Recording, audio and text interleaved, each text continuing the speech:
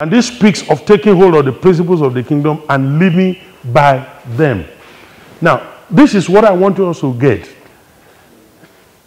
I don't want you to believe. I don't want us to get to a point where we believe that all of the way we do things today is all that there is to do. That's the only method by which the world should operate. Everybody is thinking outside the box. And we need to begin to think outside the box and get back into the scripture and look at kingdom principles that are already laid down for us.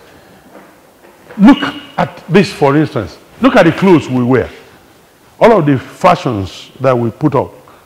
You know, and then you hear this one, they say, oh, this is Dolce Gabbana. This is Gucci. This is Tom Ford.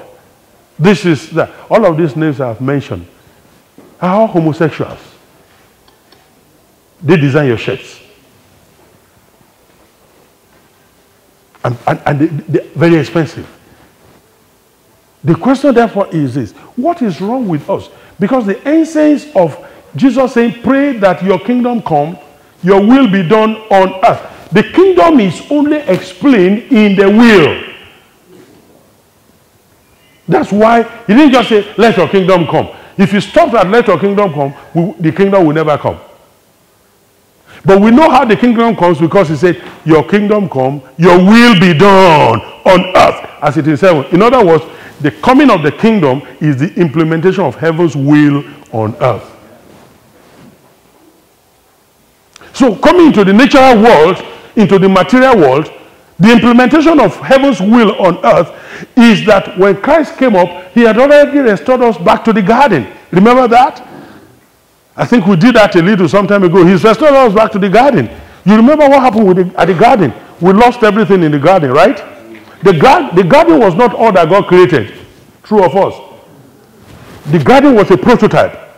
It was just, just something that said, this whole land is for estate, but this is the kind of building you have to put inside there. You have to build there. So the garden was a prototype. Once man messed it up and allowed snake to take it over, he drove them out. The angels drove them out, and then they went into the wilderness and turned this garden into a jungle. And when Jesus was coming out, he came out of the wilderness, where we have driven humanity. And what is wilderness? It's an uncultivated garden. Come on now, do you understand what I'm saying? Wilderness is an uncultivated garden.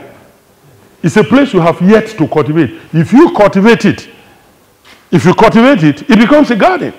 So Jesus came out of uncultivated garden because we turned the garden into a wilderness. As he was coming out of that place to come address the people and began to get baptized and began his public ministry, where did he get the victory for the cross? It was not on the cross. It was in the garden. Where did he shed his blood first? It was in the garden. The blood was shed first in the garden. In fact, the Bible says he negotiated everything. Look, I know I have to go through this. If it was my will, I would not have wanted to. But in any case, your will be done. Just strengthen him. And the Bible says angels appeared to him and strengthened him. So he said, how am I strengthened? He said, there's a cup I have to drink, but how am I strengthened to drink it? He was prepared to take that cup because the strength of the Lord had already come. God had prepared him. He's got a victory in the garden. And he was crucified beside the garden. Then he was buried in the garden tomb, the tomb of Joseph Arimathea, in a garden. And he was buried there in the tomb of Joseph Arimathea, right in the garden. And he stood up he rose on the third day. Do you know that when he was dying beside the garden there, he restored, he put the mother back in the garden? He didn't say, mother, behold your son. He said, woman. Woman, behold. When did he use the word woman? The seed of the woman will bruise it. So he was saying, what you are seeing now, woman, you are back to the garden. The devil is bruising my heel, but I'm going to bruise his head. Genesis 3:15, he just put the woman back in the garden. Woman, that's why he used the word woman. And then he walked in, and then after he now resurrected the third day, he came out resurrected in the garden.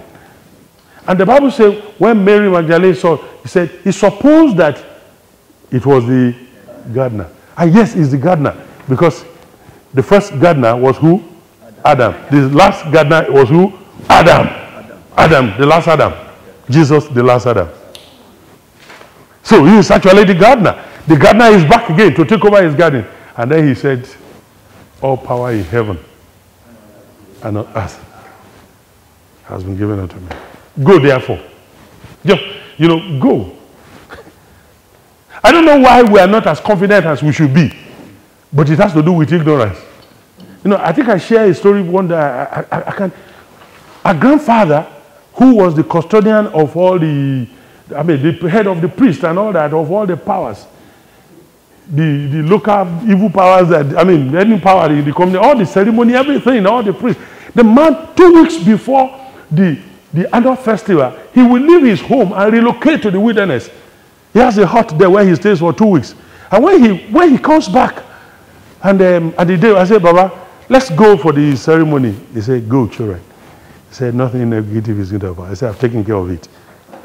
What? In fact, now when I just imagine this man so bold.